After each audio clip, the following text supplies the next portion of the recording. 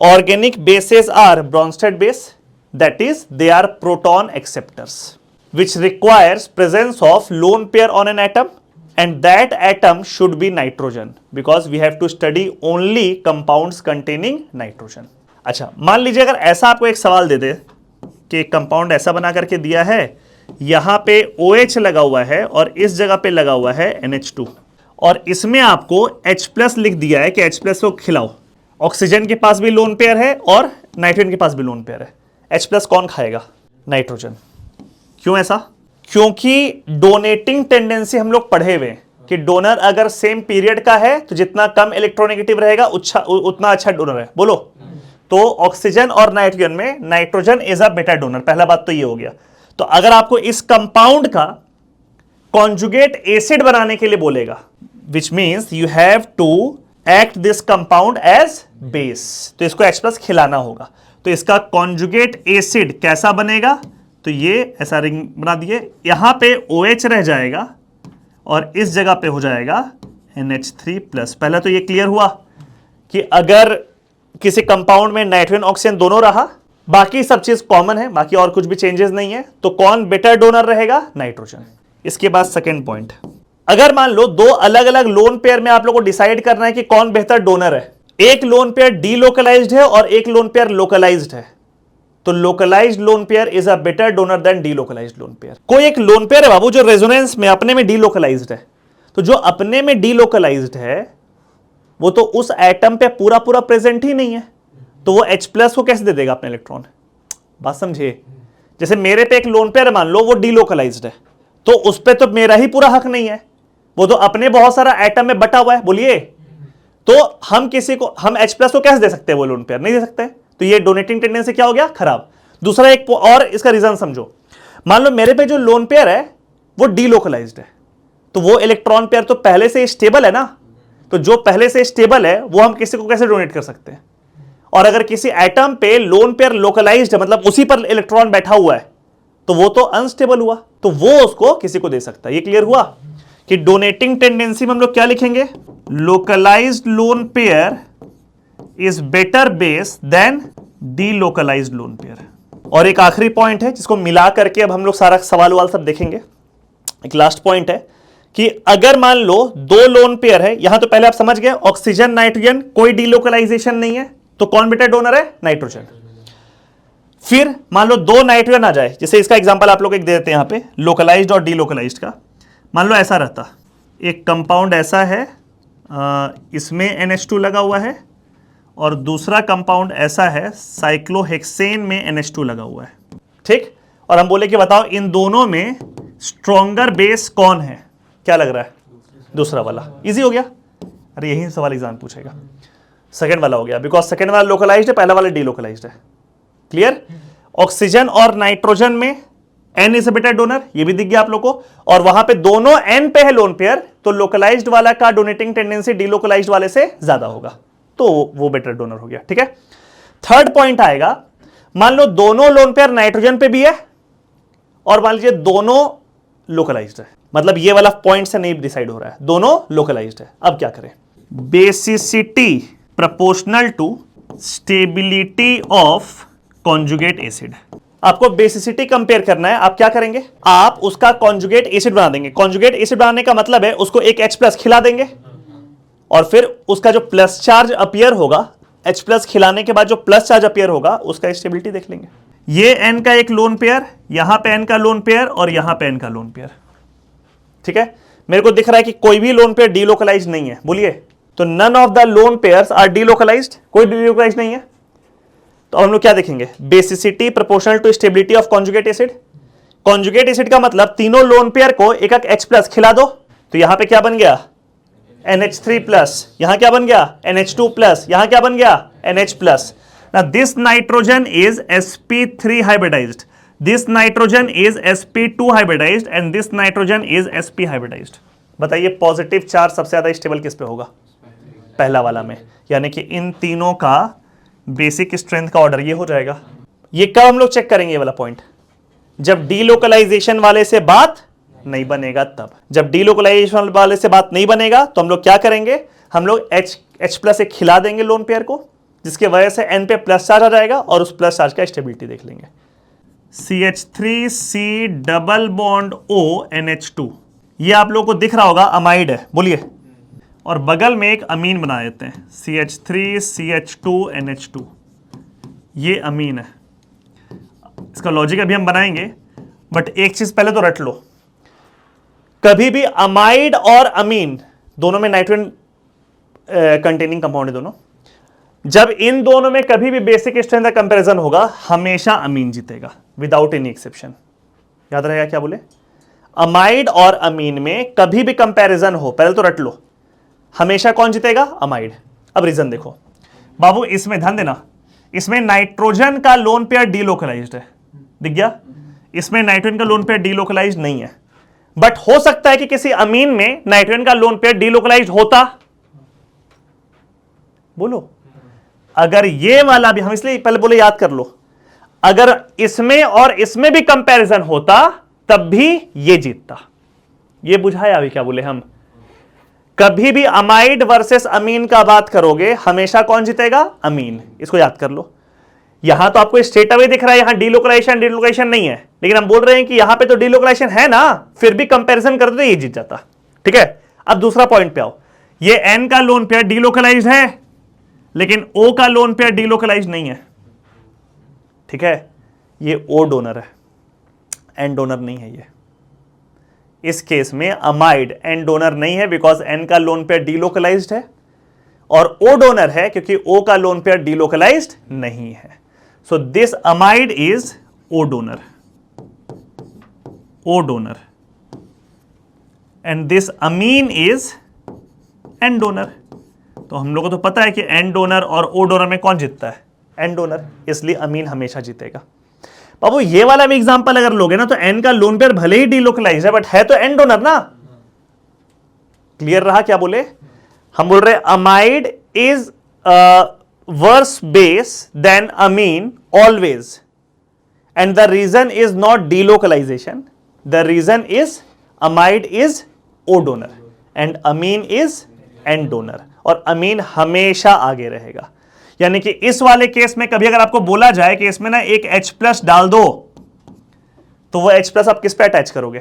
O पे, N पे नहीं कर देना, गलत हो जाएगा। ठीक है, वो H+ आप किस पे अटैच करोगे? O पे। देखिए फर्स्ट क्वेश्चन में ये है अमाइड है और ये है आइमाइड। बोलिए, अमाइड और जैसे हम लोग बात करते हैं ना कि अमीन में और अमाइड में हमेशा अमीन जीतता है, वैसे ध्यान रखना अमाइड और आइमाइड में हमेशा अमाइड जीतता है। ठीक है, अब रीजन की तरफ आते हैं, पहले याद अगर कर लेंगे तो देखो, ये भी ओ डोनर है बोलो, और ये भी ओ डोनर है, बिकॉज एन का लोन पेयर दोनों में डीलोकलाइज, दोनों ओ डोनर है। अब जब दोनों ओ डोनर है तो एक चीज सोचना, जब ऑक्सीजन इलेक्ट्रॉन पेयर डोनेट कर रहा है, मतलब इलेक्ट्रॉन दे रहा है, तो जिस ऑक्सीजन पे इलेक्ट्रॉन का डेंसिटी ज्यादा होगा वो अच्छा डोनर होगा ना। समझ में आया?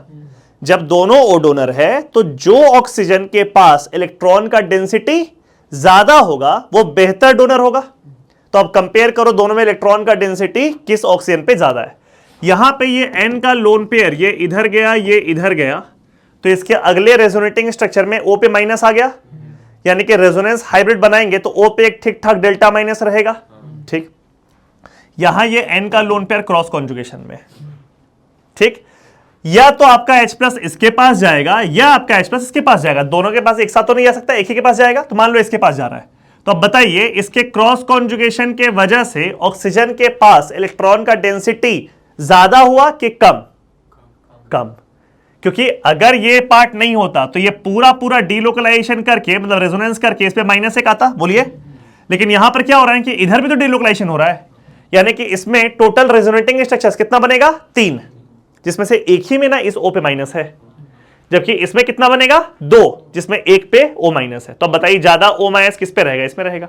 Out of 2 resonating structure 1 has negative charge on oxygen in this case, out of 3 resonating structure 1 has negative charge on oxygen in this case. Clear हुआ? तो इसीलिए इलेक्ट्रॉन का डेंसिटी ऑक्सीजन में ज्यादा किसमें है? अमाइड में। Amide is more basic than imide. याद रहेगा, ऑर्डर क्या है? अमीन सबसे ऊपर, उसके बाद अमाइड, सबसे पीछे आइमाइड। डन। सेकेंड वाला एग्जाम्पल देखो, जेई में पूछा हुआ सवाल, इसी साल आया था, ठीक है। थोड़ा चेंज था इस क्वेश्चन में, उस क्वेश्चन को हम थोड़ा चेंज करके लिख ही देते हैं जो क्वेश्चन एग्जैक्टली पूछा था।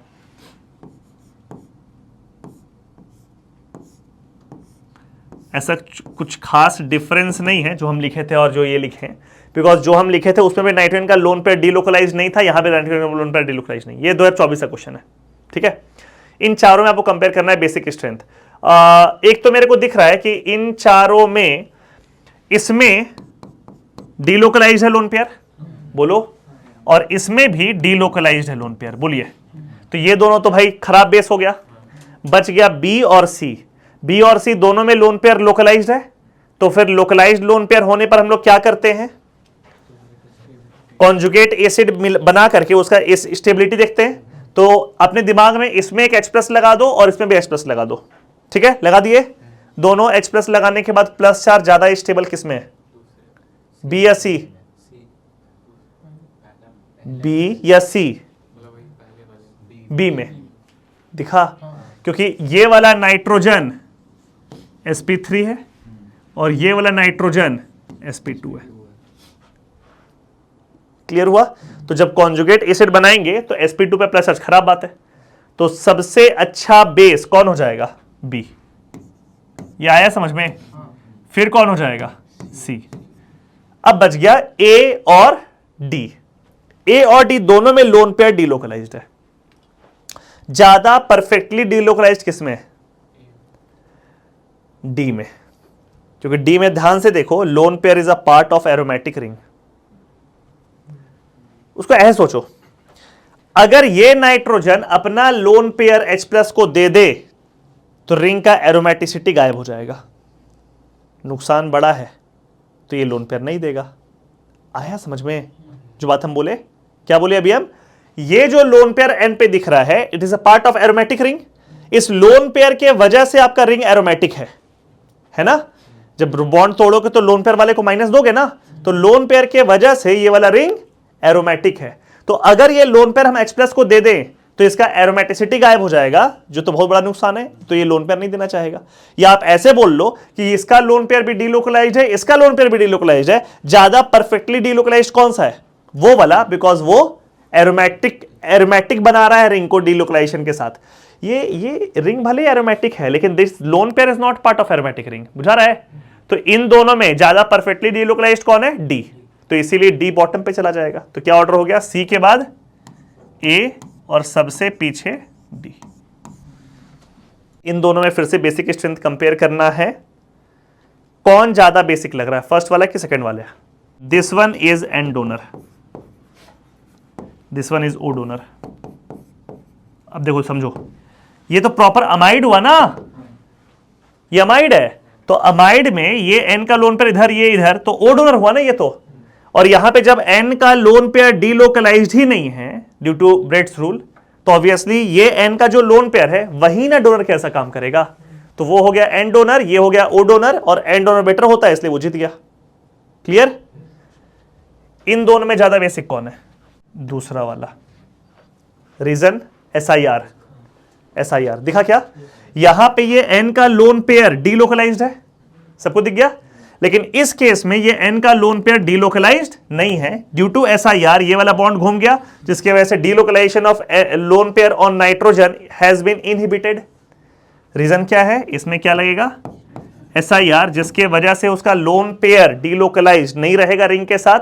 और अगर वहां डीलोकलाइजेशन है, that lone pair is localized, that lone pair is delocalized. तो obviously localized lone pair is more basic than delocalized lone pair. अगला कॉन्सेप्ट है बेसिक स्ट्रेंथ में 1 degree amine versus 2 degree amine versus 3 degree amine. क्या difference होता है 1 degree 2 degree 3 degree में, देखो तो। जैसे मान लो ऐसा है RNH2, क्या बोलेंगे इसको, 1 डिग्री अमीन। ऐसा गया NHRR, this one is 2 degree अमीन। और NRRR, ये हो गया 3 डिग्री अमीन। सबके पास लोन पेयर है और हम लोग को बेसिक स्ट्रेंथ कंपेयर करना है। ऑब्वियसली R जो हम लोग ले रहे हैं वो एक सिंपल अल्काइल ग्रुप है, CH3 C2H5 C3 H7 C4 H9। तो इसीलिए डीलोकलाइजेशन तो किसी लोन पेयर का नहीं है, बोलिए। कोई फिनाइल वाइल ग्रुप नहीं है, ठीक है, किसी का डीलोकलाइजेशन नहीं है। तो ऑब्वियसली अगर तीनों में से किसी का भी डीलोकलाइजेशन नहीं है, we have to go with stability of conjugate acid. तो हम लोग को सब में, जैसे इसमें भी H+ डाल दें, इसमें भी H+ डाल दें, इसमें भी H+ डाल दें, ठीक है, क्या बनेगा? यहां देखिए, नाइट्रोजन एक R लगा हुआ है और 3 इस पे लग गया है हाइड्रोजन इस तरीके से, और यहां +4। सही बनाया फोटो? इस केस में कैसा हो जाएगा? तो नाइट्रोजन 2 इस पे हाइड्रोजन लगा हुआ है, एक प्लस चार्ज है, और 2 इस पे लगा हुआ है R, ऐसा बन गया। और इस केस में नाइट्रोजन एक इस पे लगा हुआ है हाइड्रोजन, और 3 इसमें अल्काइल ग्रुप R लगा हुआ है, और यहां पे है +4। सही फोटो बनाए तीनों, ठीक है। अब ये तीनों है कॉन्जुगेट एसिड 1 डिग्री, 2 डिग्री और 3 डिग्री का रिस्पेक्टिवली। इन तीनों का स्टेबिलिटी कंपेयर करो। R कैसा ग्रुप है इंडक्टिव में? +I। तो +I करके ये इस पॉजिटिव चार्ज को स्टेबलाइज कर रहा है कि डिस्टेबलाइज कर रहा है? स्टेबलाइज कर रहा है, मतलब अच्छा कर रहा है। यहां पे 2R है तो ये पॉजिटिव चार्ज का स्टेबिलिटी ज्यादा बढ़ गया, यहां पे 3R है तो इस पॉजिटिव चार्ज का स्टेबिलिटी और ज्यादा बढ़ गया। तो अगर इन तीनों का स्टेबिलिटी ऑर्डर देखा जाए तो ये वाला मोस्ट स्टेबल, फिर ये, और उसके अकॉर्डिंग अगर बेसिसिटी देखा जाए तो 3 डिग्री, फिर 2 डिग्री, फिर 1 degree should be the order. बोलिए, तो अगर क्वेश्चन में गैसियस फेज लिखा हुआ मिल गया, ध्यान देना, गैसियस फेज, तब तो हम लोग जो अभी सोचे हैं वो बिल्कुल सही है। और इसमें बेसिसिटी का जो ऑर्डर निकल करके आएगा, that order will be 3 degree, 2 degree, 1 degree, ठीक है। क्या कंसीडर किए हम लोग? तो अल्काइल ग्रुप का +I इफेक्ट को कंसीडर करेंगे और स्टेबिलिटी का ऑर्डर सरियाएंगे, उसी के अकॉर्डिंग आपका बेसिसिटी का भी ऑर्डर होगा। क्लियर है? ये है गैसियस फेज में। लेकिन अगर क्वेश्चन में दे दिया एक्वस फेज, 2 ही फेज में पढ़ाई होता है, गैसियस फेज और एक्वस फेज, तो एक पंगा है। पहला बात, एक्वस फेज में भी अगर आप कंसीडर करते हैं इंडक्टिव इफेक्ट, तब तो आपका ऑर्डर 3 डिग्री, 2 डिग्री, 1 डिग्री ही है। लेकिन बाबू गैसियस फेज में ना इंडक्टिव के अलावा एक और फैक्टर काम करेगा, और वो है हाइड्रोजन बॉन्डिंग। बिकॉज एक्वस है ना, सॉल्वेंट में क्या प्रेजेंट है? पानी। बोलो, तो यहां देखिए, ये जो कॉन्जुगेट एसिड बना, यहां पे हम पानी का मॉलिक्यूल बना रहे हैं, OH2, OH2, OH2, ठीक है। ये देखो, ये वाला H बॉन्डिंग बनाएगा, ये वाला H बॉन्डिंग बनाएगा, ये भी H बॉन्डिंग बनाएगा क्या? All the 3 hydrogen are eligible as H bond acceptor and all the 3 oxygen are eligible as H bond donor। तो 3 H बॉन्डिंग बन गया। ये वाले केस में कितना H बॉन्डिंग बनेगा? तो यहां पर एक OH2, यहां पर एक OH2, एक H बॉन्डिंग यहां पे फॉर्म करेगा, एक H बॉन्डिंग यहां पे फॉर्म करेगा, यानी कितना H बॉन्डिंग बना? 2। और इस केस में यहां पे जब हम डालेंगे OH2 तो यहां पे एक ही H बॉन्डिंग होगा। हम लोग को पता है जितना ज्यादा H बॉन्डिंग होता है उतना आपका कंपाउंड ज्यादा स्टेबल होता है। अरे जितना H बॉन्डिंग होता है स्टेबल होगा। तो इसीलिए अगर इंडक्टिव देखेंगे 3:1, लेकिन अगर हाइड्रोजन बॉन्ड हम लोग देखें, हाइड्रोजन बॉन्ड को हम लोग बोल सकते हैं बाबू सॉल्वेशन। इस टर्म को थोड़ा समझाते हैं। H2O एक्चुअली एक्वस फेज में H2O क्या है? सॉल्वेंट है, और सॉल्वेंट के साथ कोई भी बॉन्ड बने दैट इज कॉल्ड सॉल्वेशन। मान लो एक नमक को आप पानी में डाले तो उसका जो कैटायन है उसको पानी का मॉलिक्यूल घेर करके उस साथ बॉन्ड बनाया, या उसका जो एनायन है उसको पानी का मॉलिक्यूल घेर के उस साथ बॉन्ड बनाया, that is called solvation. Solvation का मतलब बॉन्ड फॉर्मेशन विथ सॉल्वेंट, ठीक है। तो H बॉन्ड बोलो या उसको सॉल्वेशन बोलो, उसका जो ऑर्डर निकल करके आएगा वो कैसा निकल के आएगा? बोलिए, ऐसा आएगा। बिकॉज में तीनों में मोस्ट स्टेबल H बॉन्डिंग, इसमें 3 को बन रहा है, इसमें 2 को, इसमें 1, तो 1 डिग्री, 2 डिग्री, 3 डिग्री, यहां तो पंगा फंस गया। इंडक्टिव कह रहा है 3:1, हाइड्रोजन बॉन्ड यानी कि सॉल्वेशन कह रहा है 1 to 3। दोनों का ऑर्डर सेम आ गया होता, कोई टेंशन नहीं था, वही ऑर्डर आंसर होता। लेकिन जब ऑर्डर अलग अलग निकल करके आ गया है तो वैसे केस में जो ओवरऑल ऑर्डर निकल के आएगा, जो एक्चुअल ऑर्डर निकल के आएगा, वो तो डेटा डिपेंडेंट हो गया, वो तो एक्सपेरिमेंटल हो गया, ऑब्जर्व फैक्ट हो गया। तो वो ऑब्जर्व फैक्ट हम लोग को याद रखना है, ठीक है। कैसे याद रखेंगे? इंडक्टिव के लड़ाई में कौन जीता? 3 डिग्री, और सॉल्वेशन के लड़ाई में कौन जीता? 1 डिग्री। और हमेशा से हम लोग सुनते आए हैं कि 2 के लड़ाई में फायदा तीसरे का होता है, यानी कि ओवरऑल ऑर्डर में कौन जीतेगा? 2 डिग्री। अब यहां देखना, ओवरऑल ऑर्डर यहां पे हम लिख रहे हैं, एक्चुअल ऑर्डर जो है, ठीक है। ओवरऑल ऑर्डर में ध्यान देना, इफ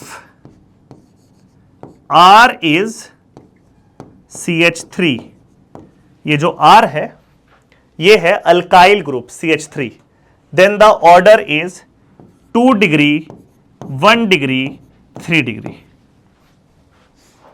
ठीक है, 213। अदरवाइज बोलने का मतलब कि अगर आपका अल्काइल ग्रुप मिथाइल के अलावा और कोई भी है, इथाइल, प्रोपाइल, ब्यूटाइल, कोई भी और है, then the order is 2 degree, 3 degree, 1 degree, ठीक है। थोड़ा सा इसको याद करते हैं। पहले तो ये आप समझ गए कि गैसियस फेज रहेगा तो ऑर्डर क्या रहेगा, क्लियर हो गया। एक्वस फेज में इंडक्टिव कह रहा है ऐसा और सॉल्वेशन कह रहा है ऐसा, तो जो नेट ऑर्डर होगा वो हमको याद करना पड़ेगा। पहले तो ये लाइन याद कर लो कि 2 के लड़ाई में हमेशा फायदा तीसरे वाले का होता है, यानी कि 2 डिग्री जीतेगा ओवरऑल में हमेशा। ये क्लियर हो गया। अब ये है कि भाई 2 डिग्री के बाद 1 डिग्री आया कि 3 डिग्री आएगा, ये कंफ्यूजन एग्जाम में भूल सकते हैं आप। तो देखिए ये नंबर क्या आ रहा है 213, और ये नंबर क्या आ रहा है 231। छोटा कौन सा है 213, देखिए सबसे छोटा अल्काइल के साथ आ गया। अल्काइल सबसे छोटा, नंबर भी छोटा, अल्काइल बड़ा, नंबर भी बड़ा। क्लियर हुआ क्या बोले? सबसे छोटा अल्काइल कौन है? मिथाइल, तो उसका नंबर भी छोटा वाला रहेगा 213, और जो बड़ा बड़ा अल्काइल्स है सबके साथ नंबर ही बड़ा रहेगा 231। This is the overall order. Ortho effect in aniline, आपको याद होगा ortho effect in benzoic acid. Ortho substituted benzoic acid where most acidic of all as compare to unsubstituted, meta substituted, para substituted, ठीक है। वहां पे ortho substituted benzoic acid top पे गया था, ortho substituted aniline basic strength में bottom पे चला जाएगा, ठीक है। देखो क्या होगा इसमें, ध्यान देना। जैसे ये एनिलीन हम बना देते हैं, पहले बेंजीन रिंग है और यहां पे है NH2, ठीक है, और ऑर्थो पोजीशन में कोई भी एक ग्रुप G लग गया। देखिए क्या होता है ना कि इस केस में जैसे ऑर्थो में कोई एक सब्स्टिट्यूएंट लगेगा, यहां पे स्टेरिक क्राउडिंग फिर से बढ़ गया। अब यहां जो H+ आएगा उसी को ये लोन पेयर अपना देगा, और ये ऑर्थो सब्स्टिट्यूएंट होने की वजह से ये H+ नजदीक नहीं आ पाएगा। स्टेरिक क्राउडिंग हो गया ना, स्टेरिक क्राउडिंग की वजह से H+ नजदीक नहीं आ पाएगा, और H+ अगर नजदीक नहीं आएगा तो इसका डोनेशन का टेंडेंसी भी कम हो जाएगा। समझ में आया क्या बोले? इस फिनोमेना का नाम होता है SIP। ऑर्थो इफेक्ट जब हम लोग किए थे बेंजोइक एसिड में तो उस फिनोमेना का नाम था SIR, steric inhibition of resonance. Steric crowding की वजह से रेजोनेंस इनहिबिट हुआ था।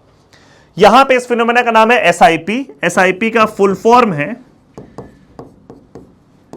Steric inhibition of protonation. देखो जो नाम क्लियर हो रहा है क्या? स्टेरिक क्राउडिंग के वजह से क्या चीज इनहिबिट हो रहा है? प्रोटोनेशन। बाबू ये प्रोटोनेशन ही तो है। ये लोन पेयर जब H+ में अपना इलेक्ट्रॉन पेयर देगा nitrogen, that phenomena is called protonation. Ortho पे कोई ग्रुप आ गया तो स्टेरिक क्राउडिंग हो गया, और इस स्टेरिक क्राउडिंग के वजह से प्रोटोनेशन इनहिबिट हुआ। इस फिनोमेना को क्या बोलते हैं हम लोग? SIP, steric inhibition of protonation. और ये स्टेटमेंट क्या यहां पे बनेगा कि ortho substituted anilines are least basic, क्योंकि वहां पे प्रोटोनेशन का टेंडेंसी घट जाता है स्टेरिक क्राउडिंग की वजह से, as compare to unsubstituted, meta substituted और पैरा सब्स्टिट्यूटेड। याद रहेगा, बेंजोइक वाले केस में एसिडिक स्ट्रेंथ टॉप पे चला गया ड्यू टू SIR। एनिलीन वाले केस में ऑर्थो वाला का बेसिक स्ट्रेंथ बॉटम पे चला जाएगा ड्यू टू SIP, ठीक है। एक छोटा सा एग्जांपल ऐसा कर लेते हैं तो पूरा क्लियर हो जाएगा। जैसे मान लो ऐसा है, दिस इज एनिलीन,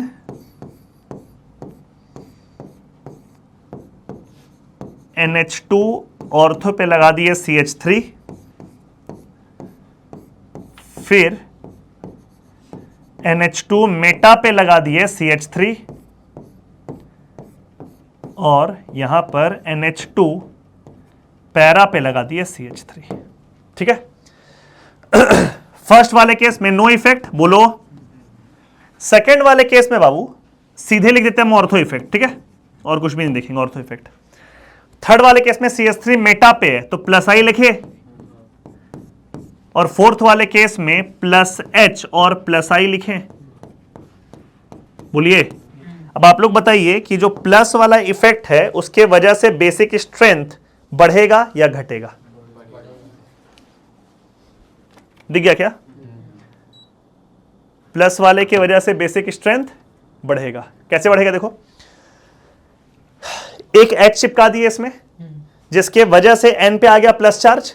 अब कोई भी इलेक्ट्रॉन डोनेटिंग इफेक्ट उस प्लस चार्ज को स्टेबलाइज करेगा ना, ठीक है? तो कोई भी प्लस वाला इफेक्ट बेसिक स्ट्रेंथ को बढ़ाएगा और माइनस वाला इफेक्ट बेसिक स्ट्रेंथ को घटाएगा, ठीक?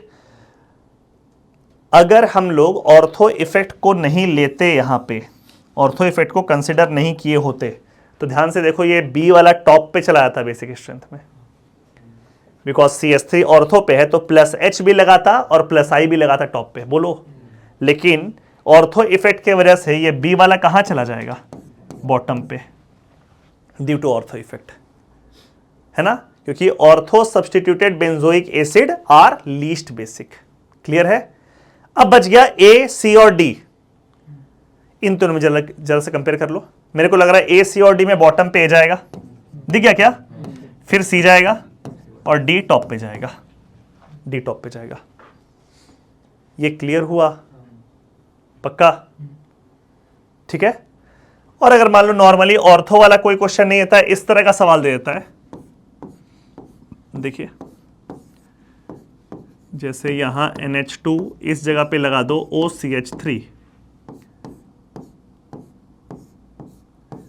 देन NH2 और यहां पे लगा दीजिए आप CH3, फिर यहां पे बेसिक सा NH2 और इस जगह पे NH2 और यहां पे लगा दो NO2। इन चारों में आपको बेसिक स्ट्रेंथ कंपेयर करना है। स्ट्रेट अवे मेरे को तो ये ऑर्डर दिख रहा है, आप लोगों को दिखा? Plus M plus H, no effect, बोलो, एंड माइनस M। तो प्लस वाला जो इफेक्ट है वो बेसिक स्ट्रेंथ बढ़ाएगा और माइनस वाला इफेक्ट बेसिक स्ट्रेंथ कम करेगा। एसिडिक स्ट्रेंथ के ऑर्डर में टॉप में कौन गया था? Sulphonic acid. उसका कॉन्जुगेट 3 इक्विवेलेंट रेजोनेटिंग स्ट्रक्चर्स बना रहा था। बेसिक वाले केस में कंपाउंड ध्यान देना, C double bond NH, single bond यहां पे है NH2, सिंगल बॉन्ड NH2। देखिए, इस कंपाउंड का नाम होता है guanidine. This compound is called guanidine. ये ऑर्गेनिक में जितना भी बेस हम लोग पढ़ते हैं, this one of the strongest base. मतलब कि ये वाला ना किसी ऑप्शन में अगर आपको दिख जाए और आपसे पूछ रहा है कि इन चारों में सबसे ज्यादा बेसिक कौन है, तो यही वाला टिक होगा। कैसे ये रहेगा देखो, जान दो। सबसे पहले तो इसका जब हम H प्लस में डालेंगे, मेरे को ऐसा दिख रहा है ना कि ये लोन पेयर डीलोकलाइज्ड है। बोलिए, ये वाला लोन पेयर भी डीलोकलाइज्ड है, लेकिन ये वाला लोन पेयर लोकलाइज्ड है, ठीक? तो यानी कि H प्लस अगर डालेंगे तो इसमें कौन सा lone pair H plus protonate करेगा? ये वाला। बोलिए, सही बोल रहे हैं? Because that is the only lone pair which is localized, other than that both the lone pairs are delocalized. तो जैसे ये वाला अटैक हुआ, यहां पे क्या बन गया? C double bond NH2 plus charge, single bond NH2 और सिंगल बॉन्ड NH2। अब ध्यान से देखिए, जो कॉन्जुगेट एसिड बना है, ये कॉन्जुगेट एसिड है ना, this conjugate acid is stabilised by 3 equivalent resonating structure. इसमें रेजोनेंस करके देखो, आपको दिखेगा कि इसमें 3 इक्विवेलेंट रेजोनेटिंग स्ट्रक्चर बन रहा है। बन रहा है क्या? एक तो बना के दिखा दे, ये इधर, ये इधर, सही बनाए? कैसा फोटो बनेगा? Carbon, single bond NH2, double bond NH2 plus और यहां पे सिंगल बॉन्ड NH2। देखो तो इक्विवेलेंट बन गया, बना। C पे 2 NH2, C पे 2 NH2, एक डबल बॉन्ड NH2 प्लस, एक डबल बॉन्ड NH2 प्लस। अब इधर NH2 प्लस आ चुका है, नीचे आ चुका है, एक बार इधर भी तो आएगा। तो ये वाला इधर, ये वाला इधर, अगला रेजोनेटिंग स्ट्रक्चर बना लोगे। यानी कि conjugate acid of guanidine is stabilised by 3 equivalent resonating structure that makes it very basic. तो ऑर्गेनिक में कोई भी आपको आया, चारों में बेसिक स्ट्रेंथ कंपेयर करना है, एक ये वाला कंपाउंड बना हुआ है, टॉप पे मार देना, ठीक है। इसके पीछे फंडामेंटल क्या होता है एसिडिक स्ट्रेंथ कंपैरिजन का, कि आप एक कंपाउंड का सबसे एसिडिक हाइड्रोजन को निकाल लो in the form of H+। तो H+ के फॉर्म में निकालने के बाद बनता है कॉन्जुगेट बेस, और उस कॉन्जुगेट बेस का स्टेबिलिटी कंपेयर कर लो। जो कॉन्जुगेट बेस सबसे ज्यादा स्टेबल होगा उसके कॉरस्पॉन्डिंग जो एसिड था वो सबसे ज्यादा एसिडिक होगा।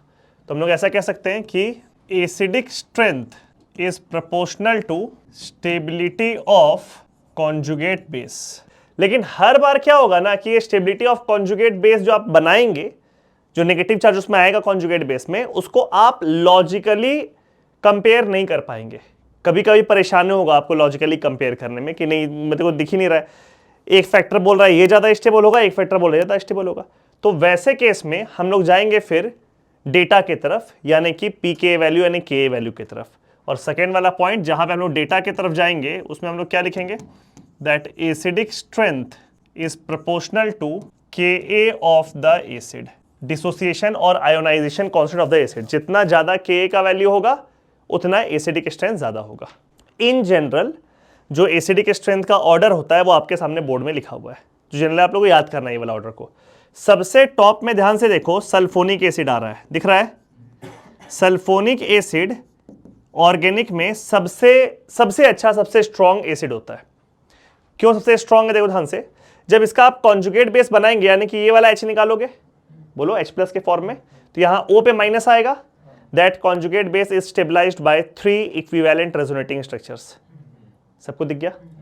तो सल्फोनिक एसिड टॉप पे चला गया। कार्बोक्सिलिक एसिड सेकंड में आ रहा है। कार्बोक्सिलिक एसिड भी ठीक ठाक है बट सल्फोनिक से पीछे है, क्योंकि कार्बोक्सिलिक एसिड का जब ये वाला H+ आप निकालोगे और यहां माइनस बनेगा, that conjugate base will be stabilised by 2 equivalent resonating structures. वहां पे 3, यहां पे 2, तो थोड़ा पीछे हो गया, ठीक है। यहां पे एक स्पेशल कंपाउंड हम इंट्रोड्यूस किए, ऑर्गेनिक कंपाउंड नहीं है, इनऑर्गेनिक कंपाउंड है कार्बोनिक एसिड H2CO3। बाद में आप लोगों को पता चलेगा कि इसको हम यहां पे क्यों डाले, बीच में क्यों घुसाए। खैर अभी बस ध्यान रखना है कि H2CO3 carbonic acid carboxylic acid से पीछे है लेकिन फिनॉल से आगे, दिख रहा है। अच्छा, फिनॉल और कार्बोक्सिलिक एसिड में कार्बोक्सिलिक एसिड आगे क्यों है? क्योंकि कार्बोक्सिलिक एसिड का कॉन्जुगेट बेस में इक्विवेलेंट रेजोनेटिंग स्ट्रक्चर है और फिनॉल के कॉन्जुगेट बेस में रेजोनेंस तो है, O- is resonance stabilised, but उसमें इक्विवेलेंट रेजोनेटिंग स्ट्रक्चर नहीं है। समझ में आया? तो फिनॉल थोड़ा कार्बोक्सिलिक एसिड से पीछे हो गया, ठीक है। फिर आता है बारी थायोल का, RSH कौन सा फंक्शनल ग्रुप है? थायोल। फिर H2O एंड देन अल्कोहल। थोड़ा सा डिस्कस करते हैं इसको। थायोल और अल्कोहल में थायोल आगे क्यों है? क्योंकि अगर S- का स्टेबिलिटी और O- का स्टेबिलिटी कंपेयर करो तो S- का स्टेबिलिटी जीत जाएगा। देखो जब एटम सेम पीरियड का होता है ना तो नेगेटिव चार्ज का स्टेबिलिटी डिपेंड करता है इलेक्ट्रोनेगेटिविटी पे। जो ज्यादा इलेक्ट्रोनेगेटिव होगा वो ज्यादा स्टेबल होगा अलोंग अ पीरियड।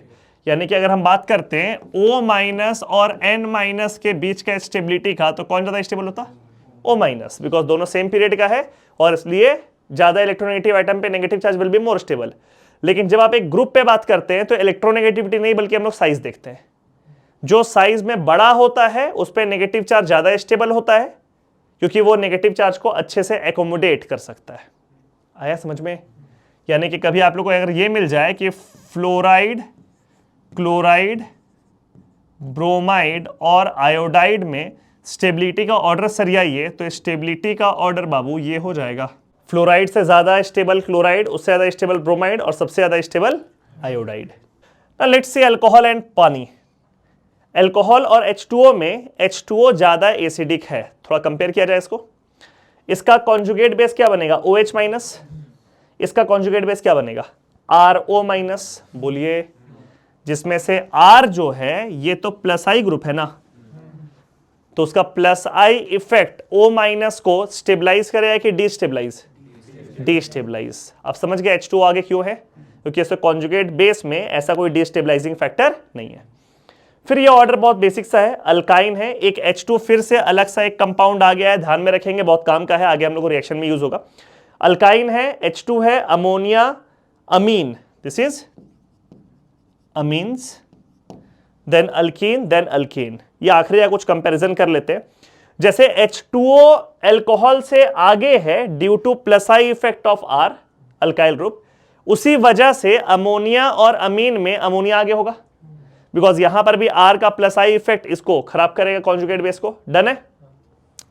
बाकी H2 को अभी के लिए इग्नोर कर दो, बिकॉज बाद में जब रिएक्शन आएगा तब उसका यूज करेंगे। इधर आपको ध्यान से देखो, सब कुछ इलेक्ट्रोनेगेटिविटी के हिसाब से है, क्योंकि हम लोग पढ़े हुए हैं कि sp हाइब्रिडाइज्ड कार्बन का इलेक्ट्रोनेगेटिविटी 3.25 होता है। बोलिए, sp2 हाइब्रिडाइज्ड कार्बन का इलेक्ट्रोनेगेटिविटी 2.75 होता है। sp3 हाइब्रिडाइज्ड कार्बन का इलेक्ट्रोनेगेटिविटी 2.5 होता है। sp3 हाइब्रिडाइज्ड नाइट्रोजन का इलेक्ट्रोनेगेटिविटी 3 होता है, और sp3 हाइब्रिडाइज्ड ऑक्सीजन का इलेक्ट्रोनेगेटिविटी 3.5 होता है। तो उसी के इलेक्ट्रोनेगेटिविटी के हिसाब से आखिरी का पूरा ऑर्डर आप लोगों को दिख रहा होगा। एल्कोहल O पे minus, alkyne sp hybridised carbon पे माइनस आया कॉन्जुगेट बेस में, तो दिख रहा है ना। सबसे ज्यादा इलेक्ट्रोनेगेटिव कौन है? ऑक्सीजन।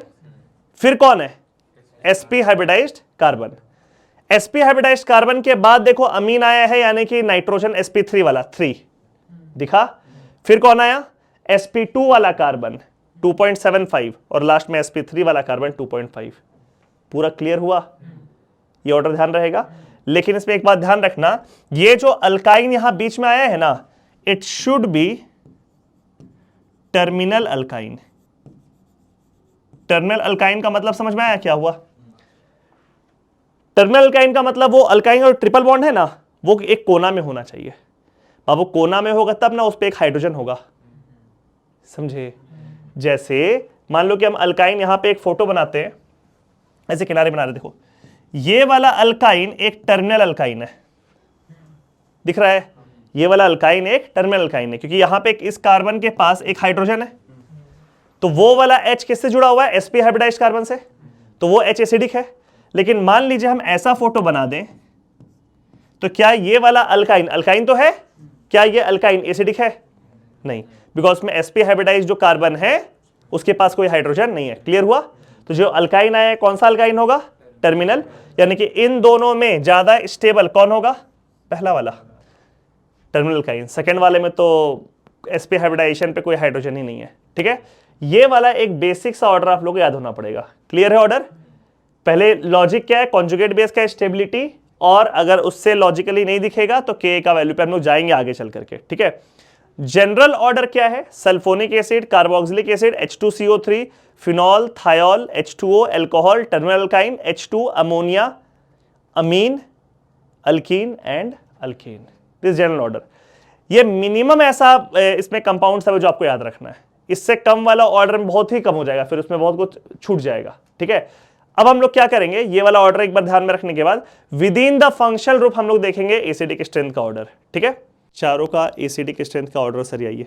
H+ निकालना है, नेगेटिव चार्ज आएगा, नेगेटिव चार्ज का स्टेबिलिटी देखना है और कंपेयर करना, सब लॉजिकली हो जाएगा सारा क्वेश्चन। पहला वाला क्वेश्चन में तीनों अल्कोहल है, इनफैक्ट सारा क्वेश्चन में अल्कोहल ही है। फर्स्ट वाले में एसिडिक स्ट्रेंथ का कंपैरिजन कैसे होगा? तो ये अल्कोहल जो आपको दिख रहा होगा ये 1 डिग्री है, जिस कार्बन से अटैच्ड है ये 1 डिग्री, इधर प्लस आई इफेक्ट लग रहा है। तो यहां पे अगर H+ निकलेगा O- आएगा तो इधर से आएगा प्लस आई इफेक्ट। ठीक है, यहां पे अगर H+ निकलेगा O- आएगा तो इस तरफ और इस तरफ दोनों साइड से प्लस आई मिलकर ज्यादा प्लस आई हो जाएगा, because this alcohol is 2 degree. और यहां पे जब H+ निकलेगा तो इधर से भी प्लस आई, इधर से भी प्लस आई, इधर से भी प्लस आई, तो काफी ज्यादा हो जाएगा। तो ये कैसा हो गया? 3 डिग्री। तो एक बात ध्यान रखना कि अल्कोहल का डिग्री जैसे जैसे बढ़ता जाएगा वैसे वैसे उसका एसिडिक स्ट्रेंथ कम होता जाएगा, बिकॉज जो अल्काइल ग्रुप है उसका plus I effect normally increase करेगा। तो इसमें एसिडिक स्ट्रेंथ का ऑर्डर ये हो जाएगा क्या? ठीक है, इस वाले केस में देखो, सेकेंड वाले केस में इसमें डिसाइडिंग फैक्टर है क्लोरीन का पोजीशन। इसमें क्लोरीन जस्ट बगल में है, इसमें क्लोरीन थोड़ा सा दूर हो गया, इसमें क्लोरीन और थोड़ा सा दूर हो गया। और क्लोरीन कैसा ग्रुप है बाबू? -I। वो इलेक्ट्रॉन को खींच करके इसका जो कॉन्जुगेट बेस बनने वाला है O- वाला उसको स्टेबलाइज करेगा ना। और यहां पे Cl थोड़ा दूर हो गया तो स्टेबलाइजेशन थोड़ा कमजोर हो गया, यहां पे Cl और दूर हो गया तो स्टेबलाइजेशन और कमजोर हो गया। यानी कि इसमें मेरे को ऐसा लग रहा है कि order will be like this, बोलो ठीक है। उसका अगला वाला एग्जाम्पल में डिसाइडिंग फैक्टर है क्लोरीन का संख्या। यहां पर एक क्लोरीन है जो माइनस आई करके अच्छा करेगा, यहां पे दो दो क्लोरीन है जो ज्यादा अच्छा करेगा कॉन्जुगेट बेस को, और यहां तीन क्लोरीन है जो कॉन्जुगेट बेस को काफी अच्छा करेगा। तो इन तीनों में ऑर्डर ऐसा हो जाएगा, ठीक। उसके अगले वाले केस में आप ध्यान से देखो, डिसाइडिंग फैक्टर है कि कौन सा हेलोजन प्रेजेंट है। Fluorine, chlorine, bromine and iodine. सबसे ज्यादा इलेक्ट्रोनेगेटिव कौन है? फ्लोरीन। तो सबसे ज्यादा माइनस आई इफेक्ट फ्लोरीन का, उसके बाद क्लोरीन, फिर ब्रोमीन, फिर आयोडीन, और जितना अच्छा माइनस आई इफेक्ट उतना कॉन्जुगेट बेस ज्यादा स्टेबलाइज्ड। तो इसमें एसिडिक स्ट्रेंथ का ऑर्डर ये हो जाएगा। अब देख रहे हैं सारा वैरायटी जो है वो अलग अलग तरह का हम लोग देख लिए यहाँ पे। जैसे पहला वाला में डिग्री देख लिए, डन। बाकी सारे केसेस में आप ध्यान से देखो तो डिग्री सेम है। यहां पे क्या हो गया? हेलोजन का पोजीशन, यानी ग्रुप का पोजीशन। अरे हेलोजन जरूरी नहीं, कोई ग्रुप भी आ सकता है। ग्रुप का पोजीशन। यहां पे क्या है? ग्रुप का नंबर। यहां पे क्या है? ग्रुप का टाइप, कि कैसा टाइप ऑफ ग्रुप प्रेजेंट है। ये सारा एसिडिक स्ट्रेंथ का ऑर्डर क्लियर है? बनाइए। एसिडिक स्ट्रेंथ का ऑर्डर है, ध्यान रखना सब्स्टिट्यूटेड फिनॉल है, आप लोगों को दिख रहा है सब्स्टिट्यूटेड फिनॉल है। तो इसमें जब एसिडिक स्ट्रेंथ कंपेयर करेंगे फिर वहीं H+ निकल जाएगा, O- का स्टेबिलिटी कंपेयर करेंगे, it will be like कार्बेनाइन, benzyl कार्बेनाइन। बोलो, बेंजाइल कार्बेनाइन में जो हम लोग इफेक्ट देखते थे ऑर्थोमेटा पारा में, वो क्या था? इलेक्ट्रॉन विड्रॉइंग इफेक्ट अच्छा करता था उसको, और इलेक्ट्रॉन डोनेटिंग इफेक्ट खराब करता था। यहां भी तो वही होगा ना, है ना। ऊपर में O- है, कोई भी इलेक्ट्रॉन डोनेटिंग इफेक्ट उस O- को खराब करेगा बिकॉज डिस्टेबलाइज करेगा, और कोई भी इलेक्ट्रॉन विड्रॉइंग इफेक्ट उसको अच्छा करेगा। फर्स्ट वाला में, इस वाले केस में क्या लिखेंगे हम लोग? No effect. ये वाले में ऑक्सीजन का लोन पेयर ऑर्थो पोजीशन में तो +m करेगा, और साथ में -i। बोलिए, तो क्या हो गया? +m और -i। इसमें मेटा पोजीशन में सिर्फ क्या लिखेंगे? -i। और इस केस में फिर से लिखेंगे हम लोग +m और -i, ठीक है। प्लस वाला इफेक्ट कॉन्जुगेट बेस को डिस्टेबलाइज करेगा। तो मेरे को ऐसा लग रहा है कि B और D तो खराब हो गया, बिकॉज +m डोमिनेंस में रहता है, तो नेट तो वो इलेक्ट्रॉन डोनेटिंग इफेक्ट शो कर रहा है। सबसे ज्यादा एसिडिक इसमें कौन दिख रहा है आप लोग को? C। सबको दिख रहा है? C सबसे ज्यादा दिख रहा है हम लोग को।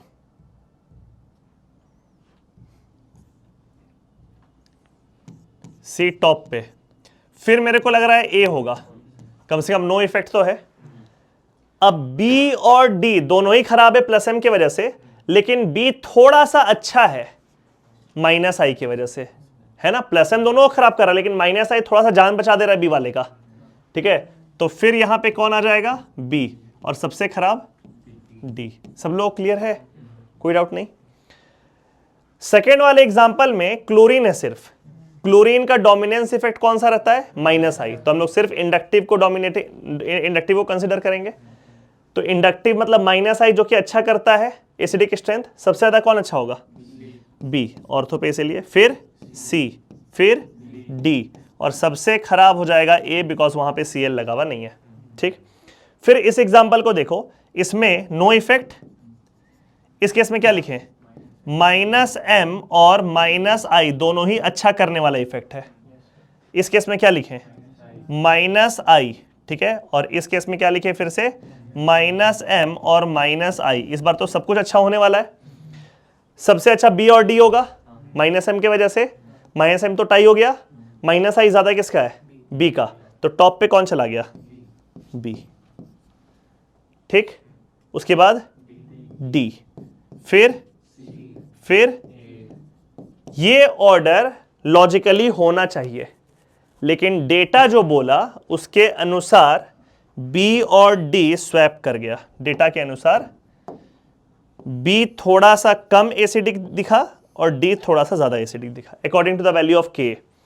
तो जब डेटा दिखा कि भाई ये ऑर्थोनाइट्रोफिनॉल और पैरानाइट्रोफिनॉल में होना चाहिए था ऑर्थोनाइट्रोफिनॉल ज्यादा एसिडिक, लेकिन हो गया पैरानाइट्रोफिनॉल ज्यादा एसिडिक। तो जब आ गया डेटा तो कुछ ना कुछ रीजन उसके जस्टिफिकेशन में देना था ना। तो रीजन ये है कि ऑर्थोनाइट्रोफिनॉल में बाबू इंट्रामोलिकुलर एच बॉन्डिंग होता है, हम लोग जानते ही बात, जिस वजह से ये वाला एच का रिमूवल थोड़ा सा मुश्किल हो गया, बिकॉज वो एच इंट्रामोलिकुलर एच बॉन्ड से जुड़ गया इस साइड। तो अब इस एच को निकालने में आपको ताकत ज्यादा लगेगा ना, बिकॉज उसका बॉन्ड तो मजबूत हो गया, पहले ओ से खाली बॉन्ड था, अब इंट्रामोलिकुलर एच बॉन्ड एक्स्ट्रा हो गया, जिसकी वजह से उसको निकालने में अब ताकत ज्यादा लगेगा, और ज्यादा ताकत लगाने का मतलब है कि एसिडिक स्ट्रेंथ कम हो गया। आया समझ में? तो ऑर्थोनाइट्रोफिनॉल जो है it is slightly less acidic then paranitrophenol. पहले तो ऑर्डर वो आना चाहिए लॉजिकली, फिर उसको हम पलट दिए, और पलटे क्यों? बिकॉज ऑर्थोनाइट्रोफिनॉल में क्या है? इंट्रामोलिकुलर एच बॉन्ड, जिसके वजह से उसका एसिडिक स्ट्रेंथ थोड़ा सा कम हो गया। ये क्लियर हुआ आप लोग को? लेकिन एक बात ध्यान रखना, एक्सेप्शंस को ना कभी भी जनरलाइज मत करना, मतलब जहां पे हुआ है बस वहीं पर लगाना। कहने का मतलब है कि अगर ऐसा एग्जाम्पल होता कि यहां OH है, इस जगह पर NO2 और इस जगह पर NO2 है, ध्यान देना, फिर ये वाला होता कि यहां पर OH है और इस जगह पर NO2 है। अब ये वाला केस तो हम एक्सेप्शन में नहीं बताए हैं, तो जनरल लॉजिक से इन दोनों में ज्यादा एसिडिक ये पहला वाला है, बिकॉज दो NO2 लगा हुआ है। बोलिए, और अगर मान लो कि यहां पे हम एक कंपाउंड ऐसा बना दें जिसमें कि ये OH, इस जगह भी NO2 है, इस जगह भी NO2 है, और इस जगह भी NO2 है, तो लॉजिकली ये वाला सबसे ज्यादा एसिडिक होगा, और यही एक्चुअल ऑर्डर है, इसमें कोई एक्सेप्शन नहीं है। बुझा रहा है? एक्सेप्शन सिर्फ कहां पर हुआ था?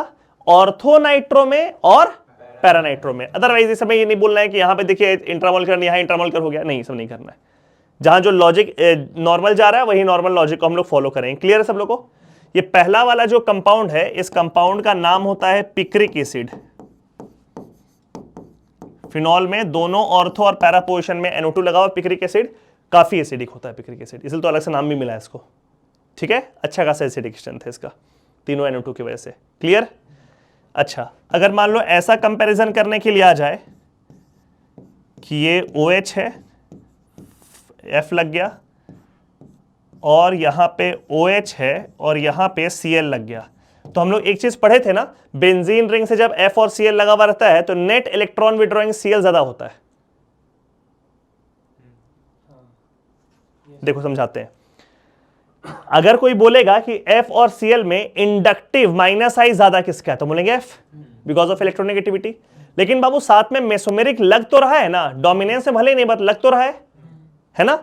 F में प्लस M इफेक्ट लग रहा है, Cl में भी प्लस M इफेक्ट लग रहा है, और प्लस M भी ज्यादा किसका होता है? F का। बोलो, याद है? प्लस M भी ज्यादा किसका होता है? F का। सब पढ़ाया हुआ आप लोग को। नेट इलेक्ट्रॉन डिस्प्लेसमेंट इफेक्ट अगर हम बात करें, इंक्लूडिंग इंडक्टिव एंड मेसोमेरिक, तो उसमें एक पॉइंट याद करने वाला है कि अगर बेंजीन रिंग से फ्लोरीन लगा हुआ रहे और बेंजीन रिंग से क्लोरीन लगा हुआ रहे, then net electron withdrawing chlorine का फ्लोरीन से ज्यादा होता है। That includes all the electron displacement effect. Clear है क्या बोले? जैसे मान लो कहीं पर भी ऐसा मिल जाए आप लोग को कि बेंजीन रिंग पे Cl लगा हुआ है और दूसरे केस में बेंजीन रिंग पे फ्लोरीन लगा हुआ है, ठीक है, तो इन दोनों में नेट इलेक्ट्रॉन खींचने वाला इफेक्ट किसका रहेगा? Cl का। और इलेक्ट्रॉन का डेंसिटी अगर कंपेयर करने के लिए बोला जाए आपको इन दोनों में, तो इस केस में इलेक्ट्रॉन का डेंसिटी ज्यादा हो जाएगा। ठीक, तो ध्यान रखना, जब हम लोग कंपेयर करेंगे, एक में F एक में Cl अगर होगा, पोजीशन सेम अगर होगा, तो हमेशा ये Cl जीतेगा, बिकॉज नेट इलेक्ट्रॉन विड्रॉइंग कौन ज्यादा है? Cl, तो इसलिए Cl जीत जाएगा। चाहे वो अब ऑर्थो रहे, दोनों सब डेटा से आ रहा है OP के वैल्यू से, चाहे तो ऐसा हो जाए कि दोनों मेटा पे है, पोजीशन तो बाबू सेम करके ही ना पूछेगा, पोजीशन ये थोड़ी कि ग्रुप भी चेंज कर दिया, पोजीशन भी चेंज कर दिया, इसमें भी ज्यादा एसिडिक है। और अगर मान लो ऐसा कहीं पर दिख जाए, ये OH यहां पे F और ये OH, यहां पे Cl, तो इसमें भी ये वाला ज्यादा एसिडिक है। ठीक है, अगर पोजीशन सेम है तो अगर कंपैरिजन करना है फ्लोरीन और क्लोरीन में, in case of substituted phenol, तो हमेशा क्लोरीन वाला ज्यादा स्टेबल होगा, because when attach to phenyl ring Cl is net more electron withdrawing than fluorine, F. HC double bond O, OH. This compound is called formic acid और IUPAC में methanoic acid. ठीक है, और ये दूसरा कंपाउंड है benzene ring, और यहां पर COOH, इसका कॉमन नेम क्या है? Benzoic acid, benzoic acid. ठीक है, पहले आप लोग बता देते पीके के हिसाब से इन दोनों में this formic acid is more stable. Formic acid का पीके का वैल्यू बेंजोइक एसिड के पीके से कम होता है, यानी कि formic acid is more stable नहीं, more acidic. Formic acid is more acidic than benzoic acid. कारण बताते हैं आप लोग को। इसका ना H+ निकालने के बाद कॉन्जुगेट बनाइए, तो HC डबल बॉन्ड O और यहां पर O पे माइनस चार्ज रहेगा ना, ऐसा एकदम बहुत बढ़िया से नेगेटिव चार्ज रेजोनेंस कर रहा है और दो इक्विवेलेंट रेजोनेटिंग स्ट्रक्चर्स बना रहा है, कहीं कोई दिक्कत नहीं, बहुत परफेक्ट बना रहा है। इसमें से भी यही काम करते हैं, एक H+ दोनों में से निकाल लें हम लोग, तभी कॉन्जुगेट बेस बना करके स्टेबिलिटी चेक कर रहे हैं। इसका एक H+ निकाल लो, तो H+ निकालते के साथ ये कैसा बनेगा, देखो ध्यान दो, ये फिनाइल रिंग और यहां पर C डबल बॉन्ड O और इस जगह पे O-, ये बना। यहां पर भी आपको दिख रहा होगा सर ये तो परफेक्टली रेजोनेंस कर ही रहा है, लेकिन यहां पे एक चीज और कैच करने वाला बात आपको दिखेगा, C डबल बॉन्ड O जो यहां पे है, this is in cross conjugation. ये दिखा क्या? ये इस लोन पेयर के साथ भी कॉन्जुगेशन में है और इस फिनाइल रिंग के साथ भी कॉन्जुगेशन में है। दिखा? मतलब कि ये डबल बॉन्ड O से पूछा जाए कि आप किसके साथ कॉन्जुगेशन है, यहां पे माइनस चार्ज से कॉन्जुगेशन में है और फिनाइल रिंग के साथ भी हम कॉन्जुगेशन में। दिखा? अगर दोनों के साथ कॉन्जुगेशन में है तो मेरे को ऐसा लग रहा है कि इन दोनों के स्टेबिलिटी में ये ज्यादा स्टेबल होगा, क्योंकि यहां पे हम लोग स्टेबिलिटी किसके हिसाब से देखते हैं? माइनस चार्ज के हिसाब से। बोलो, ये नेगेटिव चार्ज तो दुखी है ना इस वजह से कि ये डबल बॉन्ड O बट गया है, इसमें ये नेगेटिव चार्ज खुश है कि ये डबल बॉन्ड O पे सिर्फ मेरा हक है ना, तो ये proper delocalisation of negative charge हो रहा है इसमें, और क्रॉस कॉन्जुगेशन के वजह से इस नेगेटिव चार्ज का डीलोकलाइजेशन परफेक्टली हो रहा है क्या? नहीं, गड़बड़ा जा रहा है, बिकॉज 100% इसको डिलोकलाइज वो नहीं कर रहा है, यहां पर भी अपना कंट्रीब्यूशन दे रहा है। तो इस क्रॉस कॉन्जुगेशन के वजह से ये दोनों में स्टेबिलिटी में ये वाला ज्यादा स्टेबल हो जाता है, और इसीलिए फॉर्मिक और बेंजोइक में फॉर्मिक एसिड ज्यादा एसिडिक है। ये बात पॉइंट क्लियर है? अब इस कॉन्सेप्ट से निकल करके आता है एक दूसरा थ्योरी, उस थ्योरी को समझो। अगर मान लीजिए इसी बेंजोइक एसिड में हम एक काम करें, इस COOH के साथ ऑर्थो पोजीशन में कोई एक ग्रुप लगा दे, और ध्यान रखना इस बार दोनों ऑर्थो पे लगाने का जरूरत नहीं है, किसी एक ऑर्थो में लगेगा तब भी काम चल जाएगा। क्या कर रहे हैं हम लोग? किसी भी एक ऑर्थो पोजीशन पे कोई भी एक सब्स्टिट्यूएंट लगा दे रहे हैं, कुछ भी, मिथाइल लगा दो, OH लगा दो, NH2 लगा दो, क्लोरीन लगा दो, ब्रोमीन लगा दो, OCH3 NH2 कुछ भी लगा दो, हाइड्रोजन को छोड़ के कोई भी एक ग्रुप लगा दो। ठीक है, इससे क्या होगा? स्टेरिक क्राउडिंग यहां पे हो जाएगा, SIR देखने को मिलेगा। कैसा SIR? देखो, S डबल बॉन्ड O और OH ऐसा था, एक ऑर्थो पोजीशन पे भी अगर कोई एक सब्स्टिट्यूएंट आप लगा दिए तो यहां पे स्टेरिक क्राउडिंग हो गया। इस वजह से ये वाला बॉन्ड घूम जाएगा, और इस बॉन्ड के घूमने की वजह से क्या होगा, क्या ऑब्जर्व होगा? ये C डबल बॉन्ड O का जो कॉन्जुगेशन फिनाइल रिंग के साथ था वो गायब हो गया। यहां पे यही ना पंगा था बाबू, कि ये C डबल बॉन्ड O का कॉन्जुगेशन इस फिनाइल रिंग के साथ था, उसी वजह से ये O- थोड़ा दुखी था। यहां पर क्या हुआ कि जैसे ये वाला बॉन्ड घूम गया, now this C double bond O is not in conjugation with the phenyl ring, and that makes this O- in conjugate base happy, and that makes this hydrogen more acidic. ये वाला phenomena clear हुआ? इसी को हम लोग कहते हैं ortho effect. Ortho effect in benzoic acid. क्या होता है ortho effect in benzoic acid? कि ortho substituted benzoic acid is more acidic than unsubstituted, than meta substituted, than para substituted. सबसे ज्यादा एसिडिक कौन होगा? ऑर्थो सब्स्टिट्यूट, इरेस्पेक्टिव कि जो ग्रुप आप लगा रहे हैं वो इलेक्ट्रॉन डोनेटिंग है, इलेक्ट्रॉन विड्रॉइंग है, क्योंकि ऑर्थो सब्स्टिट्यूट बेंजोइक एसिड में क्या लगेगा, SIR, और SIR के वजह से उसका एसिडिक स्ट्रेंथ टॉप पे चला जाएगा, इसी को बोलते हैं ऑर्थो इफेक्ट। ये क्लियर हुआ आप लोग को? जैसे एग्जांपल से अगर आपको दिखाएं, अब एक ही एग्जांपल काफी है समझने के लिए। यहां पे एक लिख दिए हम लोग बेंजोइक एसिड, फिर बगल में इसी बेंजोइक एसिड के ऑर्थो पे लगा दिए CH3। हम जानबूझ के CH3 लगा रहे हैं जिसकी वजह से जो नॉर्मल ऑर्डर निकलता वो पलटेगा, ठीक है।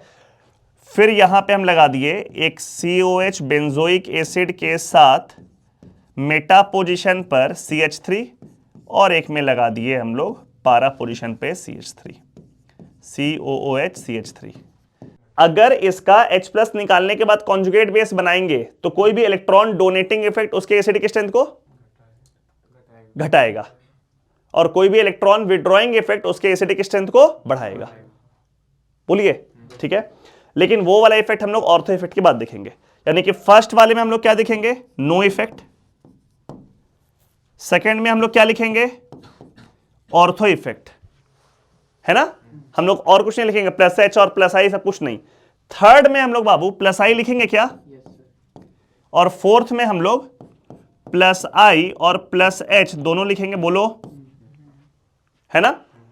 अब आप बताइए ऑर्डर क्या होगा। मेरे को लग रहा है कि इसका जो B है ये टॉप पे चला जाएगा due to ortho effect, because ortho substitute benzoic acid are most acidic due to ortho effect, due to SIR। B के बाद मेरे को लग रहा है कि A होगा, बोलो, नो इफेक्ट, बिकॉज वहां जो है प्लस वाला इफेक्ट की वजह से एसिडिक स्ट्रेंथ कम हो रहा है। अच्छा, C और D में ज्यादा मतलब खराब एसिड हो जाएगा D, बिकॉज D में +H लग रहा है तो वो तो कॉन्जुगेट बेस को पूरा घायल कर देगा, ठीक है। तो C और D में बेटर कौन रहेगा, और वर्स्ट हो जाएगा D, ये हो जाएगा एसिडिक स्ट्रेंथ। क्लियर हुआ आप लोग को? बाकी सब कुछ नॉर्मल कॉन्सेप्ट है, सिर्फ एक बात ध्यान रखना बेंजोइक एसिड में कि जो ऑर्थो सब्स्टिट्यूट है वो टॉप पे चला जाएगा, ठीक।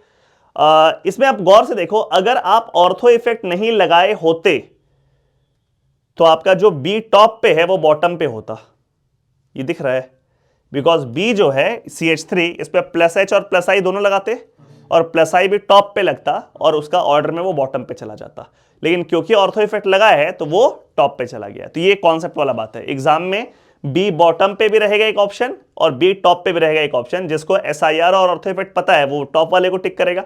जो नॉर्मल कॉन्सेप्ट लगाएगा फिनॉल, अच्छा वही मान लो COH के जगह बाबू अगर OH लगा होता फिनॉल, हम लोग लास्ट क्लास में वाला एग्जांपल किए हैं, अगर सीधा OH लगा हुआ रहता अगर, तो वैसे केस में ये B बॉटम पे जाता, बोलिए, क्योंकि इलेक्ट्रॉन डिस्प्लेसमेंट इफेक्ट तो वही रहता और वहां पे हम लोग ऑर्थो इफेक्ट लगाते नहीं, तो फिनॉल वाले केस में B बॉटम पे चल जाता और बेंजोइक एसिड वाले केस में B टॉप पे चला गया। मतलब कोई भी ग्रुप लग जाएगा, वो ध्यान रखना, उस ग्रुप से नहीं मतलब है। हम लोग पहले ऑर्थो इफेक्ट लगा के उसको टॉप पे करेंगे और फिर बाकी सब में जो नॉर्मल इलेक्ट्रॉन डिस्प्लेसमेंट इफेक्ट लगाते हैं वो लगाएंगे। अगर कोई नेट इलेक्ट्रॉन विड्रॉइंग इफेक्ट है तो एसिडिक स्ट्रेंथ बढ़ेगा, अगर नेट इलेक्ट्रॉन डोनेटिंग इफेक्ट है तो एसिडिक स्ट्रेंथ घटेगा।